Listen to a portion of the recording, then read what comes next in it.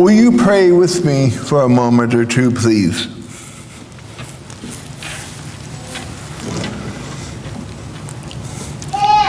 Gracious God, as we come before you as your people gathered here in this sacred place and this special time, we remember and recall all of the wonderful gifts in our lives.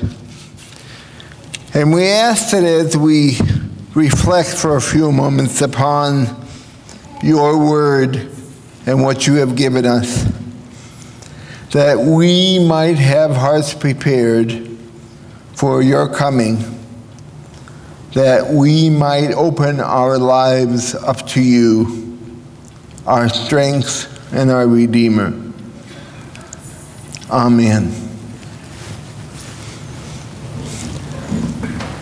William Penn, the founder of the Society of the Friends, wrote this about friendship. This is the comfort of friends, that though they may be said to die, yet their friendship and society are, in the best sense, ever-present, immortal. This quote was deeply meaningful to J.K. Rowling when she wrote Harry Potter and the Deathly Hallows, her 7th and final novel. She was moved and fed by this statement by Penn, and then she wrote a story that in many ways parallels the death and resurrection of Jesus. A couple of weeks ago, I sat with 60 young children during Vacation Bible Explorers. I had been asked to be the storyteller. Now, I had served in this role in other Vacation Bible schools, in other local churches, and had always enjoyed being with children in this way. This time, I was stretched by the assigned Bible stories in ways that I could only before imagine. I mean, how do you break down Jesus' betrayal and crucifixion, laying in a tomb, and resurrection to a first grader's mind? How do you explain Jesus' ascension into heaven? You know, that picture that we all have in our minds of Jesus rising up into the clouds among a throng of angels and all this singing and harps playing and all that stuff. How do you explain that to kindergartners? I mean, I can't make sense of some of this stuff myself, let alone making sense to young children. Thank God, and yes, there is a God, for the one story with which we could all connect regardless of our ages.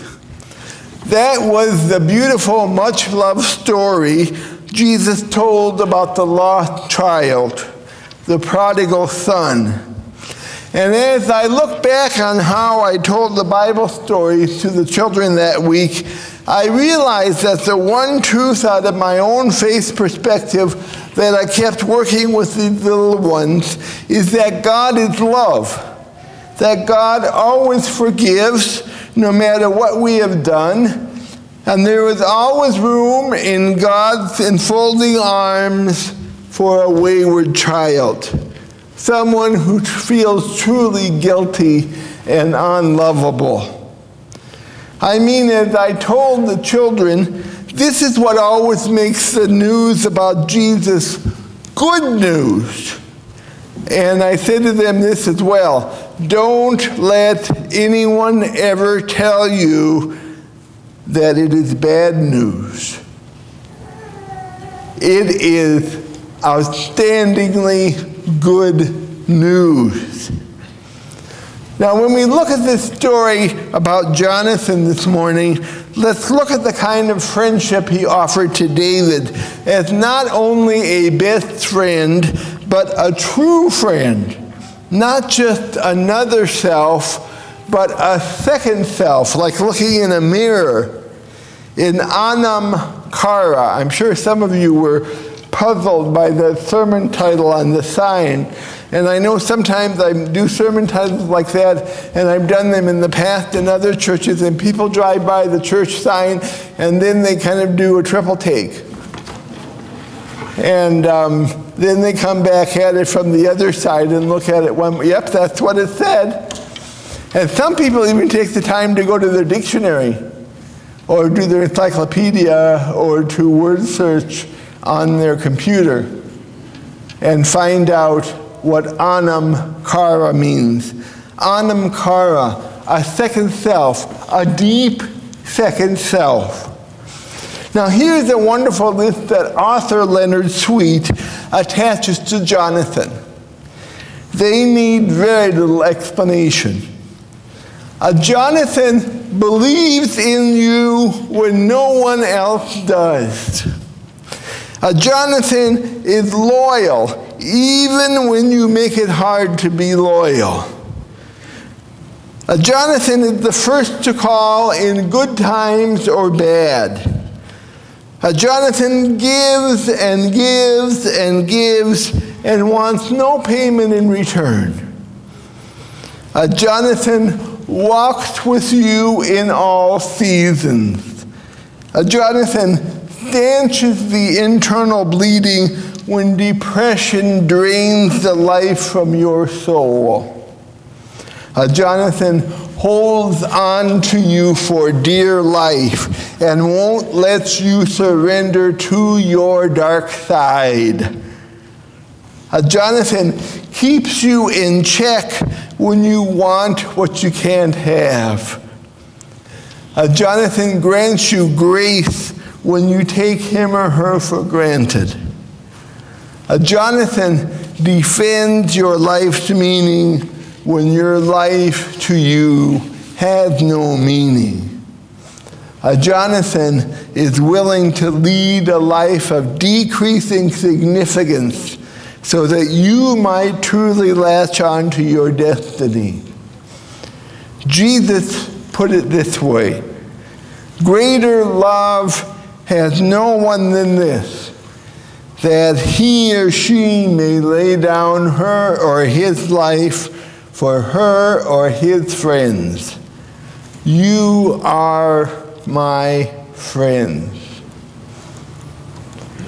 I had a recent telephone conversation with an old friend, a friend of almost 40 years. Now, we haven't seen much of each other in the past few years. Our lives have basically taken us in opposite directions. But whenever we talk, we instantly connect. It's like miles and years just don't mean a thing. And this friend has always told me up front to my face when I really stink. And yet, I have never questioned that love is between us.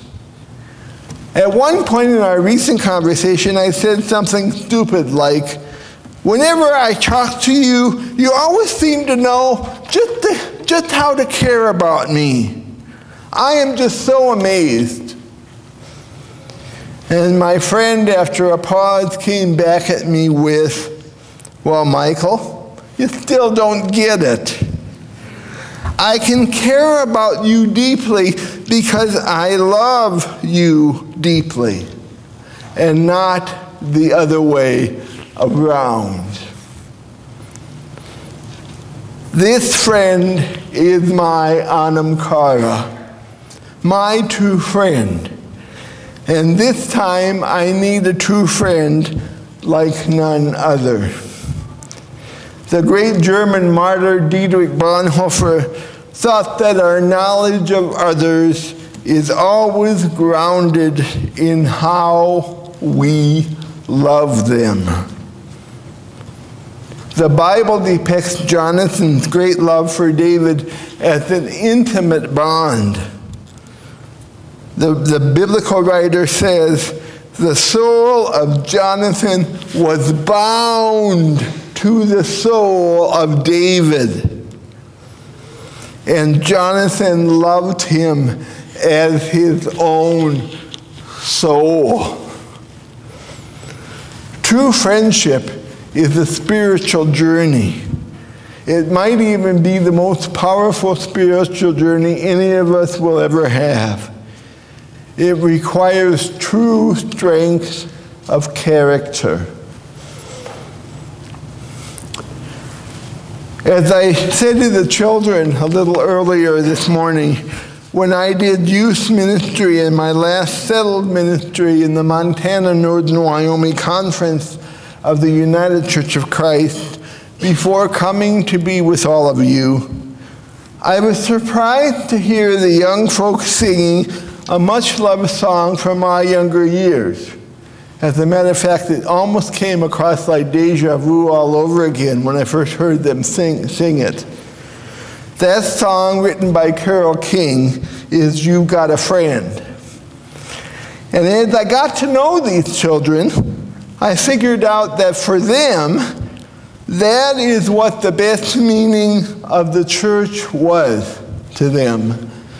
To be with their anam cara, to be with their true friends, to be there even in dark times, even during times of struggle, to be there with their anam cara. Here's the song. If you know it, you can sing along with me, because I don't know any way to do this properly without singing it. Because just reading, I tried reading the words and they just don't have the same meaning. So bear with me. When you're down and troubled and you need a helping hand and nothing is going right, close your eyes and think of me, and soon I will be there to brighten up even your darkest night. You just call out my name, and you know wherever I am, I'll come running to see you again. Winter, spring, summer, or fall, all you have to do is call, and I'll be there, yes I will. You've got a friend. You've got a friend. You've got a friend. Now here's a part of the song that I'm not going to sing, but I wish that we could live out as the church to each other. And it goes like this. Ain't it good to know that you've got a friend when people can be so cold? They'll hurt you and desert you and take your soul if you let them. Oh yeah, but don't you let them.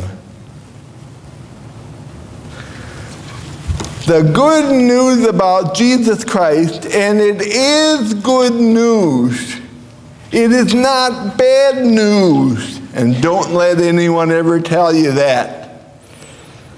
The good news about the God we preach, the crucified and risen Christ we tell about, is that this is good news in great, big, giant letters.